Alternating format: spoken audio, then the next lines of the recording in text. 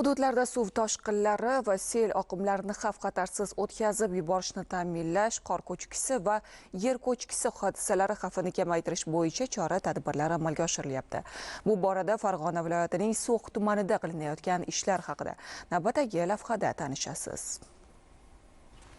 So'x tumani tog'li hudud emasmi? Shu bois har yili bahor va yoz fasllarida sel suv toshqinlari bilan bog'liq favqulodda holatlarning yuzaga kelishi ehtimoldan xoli emas. Shu sabab ayni kunlarda tuman favqulodda vaziyatlar bo'limi tomonidan barcha zaruriy texnikalar jalb etilib, tumandagi mavjud sel yo'llarini tozalash va atrofini mustahkamlash ishlari amalga oshirilmoqda. Fuqaro muhofazasi oyligi doirasida aholi xonadonlarini, ekin maydonlarini sel suv toshqinlaridan himoyalash maqsadida tumandagi mavjud 6 ta sel yo'llarini tozalash ishlari muntazam ravishda amalga oshirilmoqda.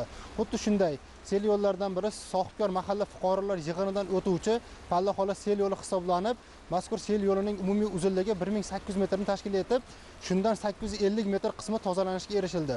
Tumandagi mavjud texnikalar yordamida qolgan qismini tozalash ishlari amalga oshirilmoqda. Bundan tashqari tumanning Dehvayron hamda Lembur mahalla fuqarolar yig'inlaridagi sel yo'llarini ham qum shag'aldan tozalash va atrofini mustahkamlash ishlari olib borilayotir.